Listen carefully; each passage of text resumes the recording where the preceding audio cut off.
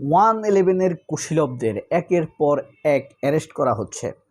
দেশপ্রেমিকরা কিছুটা খুশিও বটে। আসলে কি এর পেছনে কোনো খুশির হওয়ার মতো কারণ আছে, নাকি আবার অন্য পিঠে গোপন কোনো রহস্য লুকিয়ে আছে?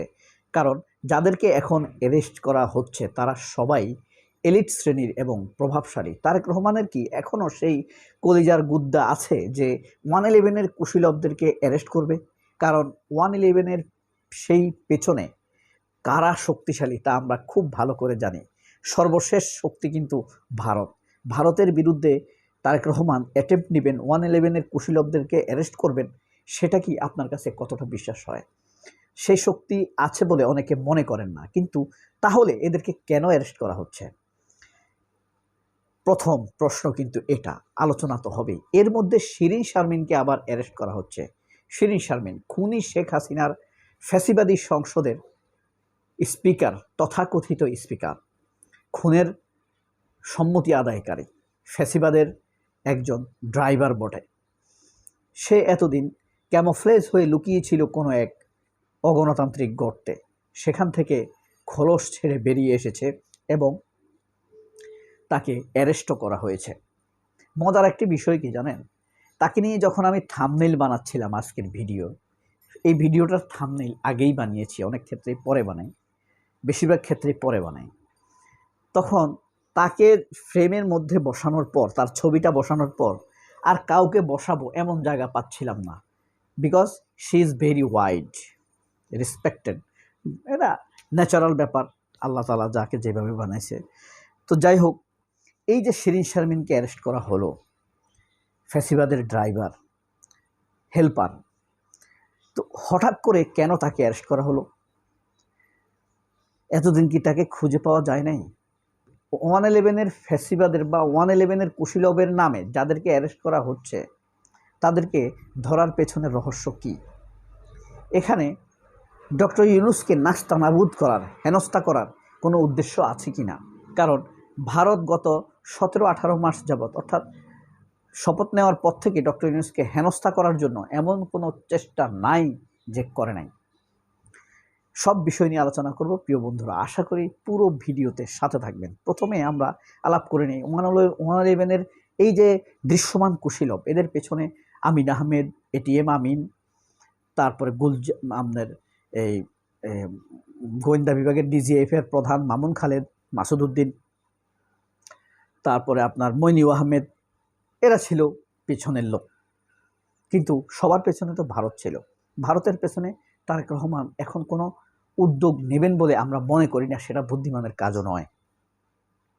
সুতরাং তিনি ভারতের সাথে বরং নতুন সম্পর্ক স্থাপনের, নতুন দিগন্ত উন্মোচনের জন্য মরিয়া, সেদিকে তিনি কাজ করবেন। সুতরাং 111-এর কুশীলবদের ধরতে গিয়ে তিনি ভারতের বিরাগ বাজন আপাতত হবেন না, এটা প্রায় সত্যের কাছাকাছি, খুব কাছাকাছি বলা যায়। তাহলে এদেরকে অ্যারেস্ট করার রহস্য কী? মূলত এখন যাদেরকে অ্যারেস্ট করা হয়েছে তাদের অ্যারেস্ট করার মূল দুটি কারণ। এর মধ্যে একটি জয়েন্ট রিজন থাকবে। প্রথম কারণ হলো, এরা সবাই কিন্তু ঘোর আওয়ামী লীগ। আপনি মাসুদ উদ্দিন ভয়ানক, তারেক রহমানদের আত্মীয় বটে, তার আপন মামার বায়রা, কিন্তু সে একজন ভয়ঙ্কর মুজিববাদী, রক্ষী বাহিনীর লোক।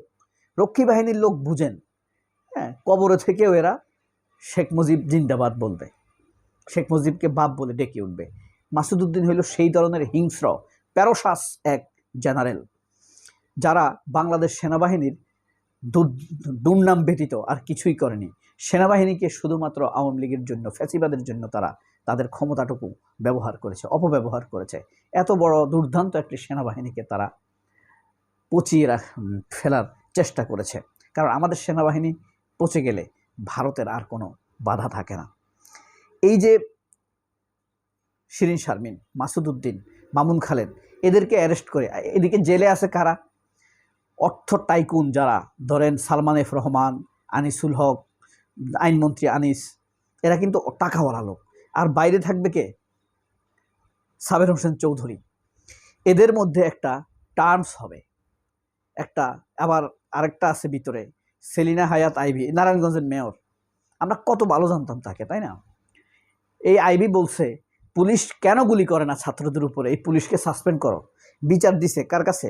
একদম ফিল্ডে দাঁড়িয়ে অবৈধ খুনি কসাই কামালকে, অনেকে তাকে স্বরাষ্ট্রমন্ত্রী বলে, যাই হোক তথাকথিত সেই খুনের নির্দেশদাতা আইবি।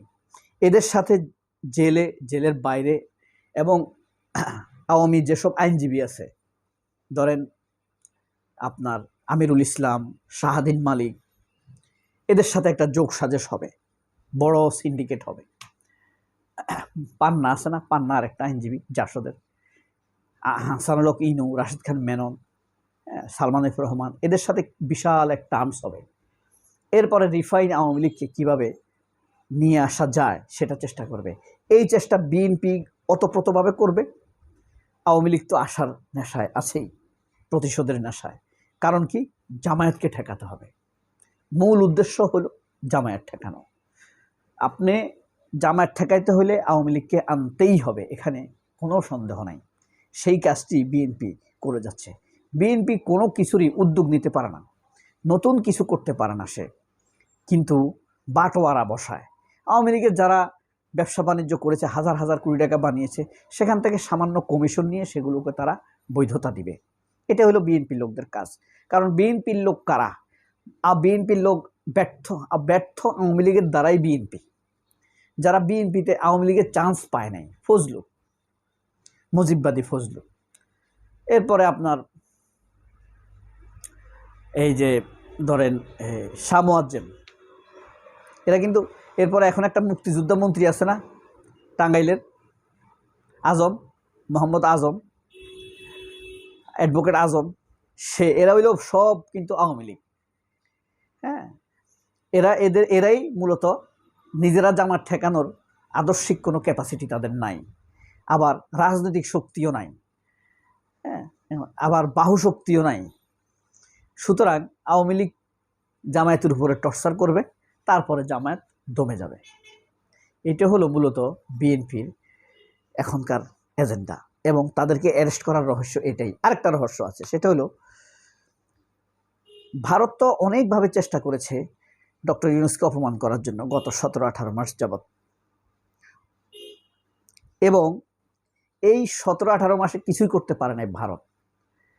কিন্তু এখন চাইছে ওই 111, আপনাদের মনে আছে নিশ্চয়ই, 111-এর সময়ে ডক্টর ইউনূস একটি রাজনৈতিক দল গঠন করেছিলেন, বাংলাদেশ নাগরিক শক্তি, বিনাশ, অনেকে ইয়ার্কি করে এটাকে বলতো বিনাশ। তো এই কারণে এটার সাথে তারা ডক্টর ইউনূসের সংশ্লিষ্টতা খুঁজে ভারতের এজেন্ডা খুঁজে ডক্টর ইউনূসকে ইনসাল্ট করার চেষ্টা করবে, আবার ডক্টর ইউনূসের গ্রামীণ ব্যাংকের উপরে একটি হানা দেওয়ার চেষ্টা করবে। আবার গত 18 মাসে বিএনপির এই সময় মিলে প্রায় 47,000 আওয়ামী লীগের নেতাকর্মী জামিন পেয়েছে। তো এদেরকে জেলে নিয়ে, জেল থেকে বের করে এদেরকে রিলেভেন্ট করবে সমাজে, করার পর ওই 37,000 কর্মীকে অর্গানাইজ করবে। ধীরে ধীরে এইভাবে আওয়ামী লীগ আবার পুনর্বাসন হবে। এদেরকে অ্যারেস্ট করার পেছনে আওয়ামী লীগের পুনর্বাসনের ব্যাপারটাই আসল সত্য। এটার পেছনে আপনারও নিশ্চয়ই শক্তিশালী যুক্তি আছে, তাহলে কমেন্ট বক্সে লিখতে পারেন। সবাই অনেক ভালো থাকবেন। আল্লাহ হাফেজ, আসসালামু আলাইকুম।